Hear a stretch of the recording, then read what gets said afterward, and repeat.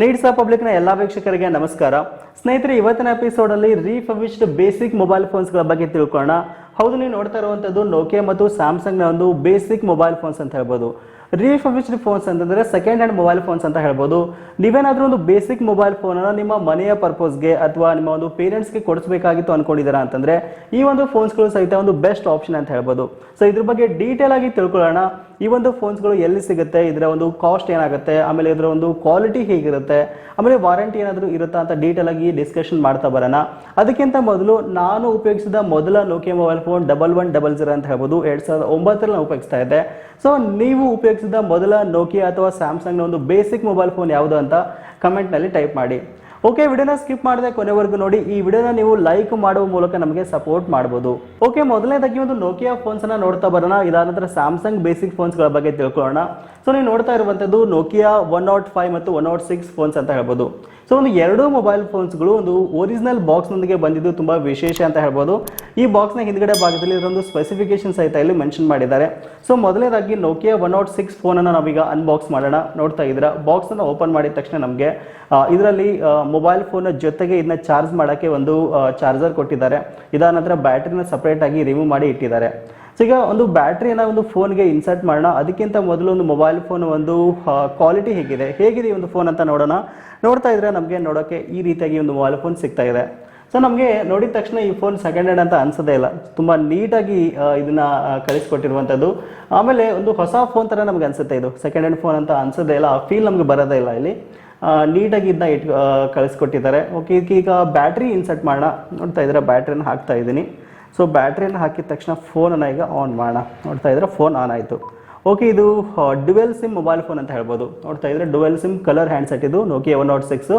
ಇದರ ಕಾಸ್ಟ್ ಬಗ್ಗೆ ಮಾತಾಡಬೇಕು ಅಂತಂದ್ರೆ ನಮಗೆ 1350 ರೂಪಾಯಿ ಬಜೆಟ್ನಲ್ಲಿ ಈ ಫೋನ್ ನಮಗೆ ಸಿಗ್ತಾ ಇರುವಂಥದ್ದು. ಇನ್ನು ಕೆಲವು ಸರಿ ಏನಾಗುತ್ತೆ ಅಂತಂದ್ರೆ ಇಷ್ಟೊಂದು ನೀಟ್ ಆಗಿರತಕ್ಕಂಥ ಫೋನ್ಸ್ ಬರಲ್ಲ.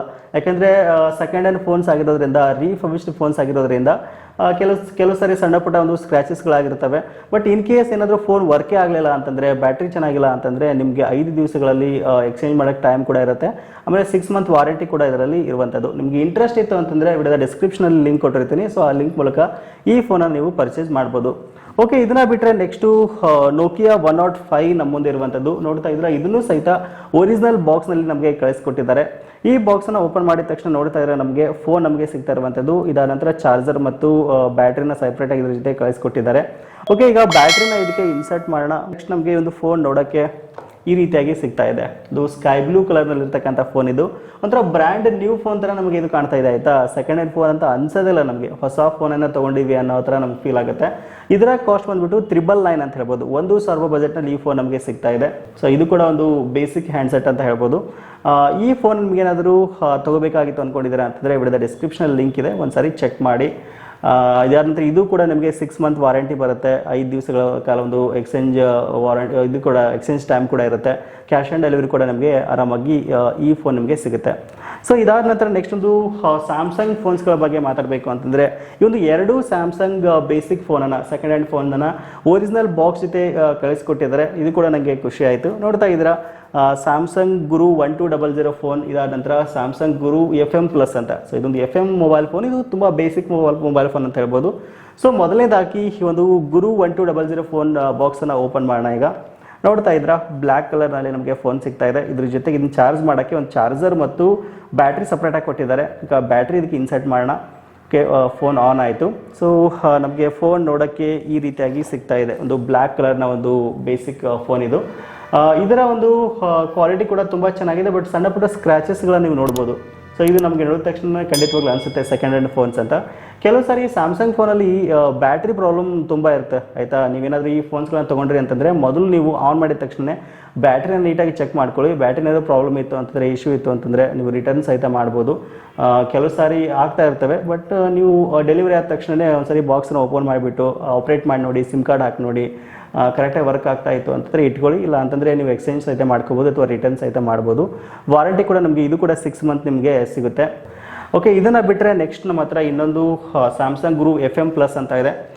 ಇದು ನೋಡಿದ ತಕ್ಷಣ ನನಗೆ ಹೊಸ ಫೋನ್ ಬಾಕ್ಸ್ನ ಅನಿಸ್ಬಿಡ್ತು ಬಂದ ತಕ್ಷಣ. ಸೊ ಅಷ್ಟು ನೀಟಾಗಿ ಇದನ್ನ ಬಾಕ್ಸ್ ಸಹಿತ ಮೇಂಟೈನ್ ಮಾಡಿದ್ದಾರೆ. ನೋಡ್ತಾ ಇದ್ದೀರಾ, ಇದರ ಒಂದು ಸ್ಪೆಸಿಫಿಕೇಶನ್ ಸಹಿತ ಇಲ್ಲಿ ಮೆನ್ಷನ್ ಮಾಡಿದ್ದಾರೆ. ಸೊ ಓಕೆ, ಈ ಒಂದು ಬಾಕ್ಸನ್ನು ಓಪನ್ ಮಾಡಿದ ತಕ್ಷಣ ನಮಗೆ ನೋಡ್ತಾ ಇದ್ರೆ ಮೊಬೈಲ್ ಫೋನ್ ಜೊತೆಗೆ ವೈಟ್ ಮೊಬೈಲ್ ಫೋನ್ ಇದು, ವೈಟ್ ಬ್ಯೂಟಿ. ಸೊ ಇದನ್ನ ಪಕ್ಕಕ್ಕೆ ಇದಾದ ನಂತರ ಇದನ್ನ ಚಾರ್ಜ್ ಮಾಡೋಕ್ಕೆ ಒಂದು ಚಾರ್ಜರ್ ಕೊಟ್ಟಿದ್ದಾರೆ. ಆಮೇಲೆ ನೀವು ನೋಡ್ಬೋದು ಬ್ಯಾಟ್ರಿ ಸಪ್ರೇಟಾಗಿ ಇಟ್ಟಿದ್ದಾರೆ.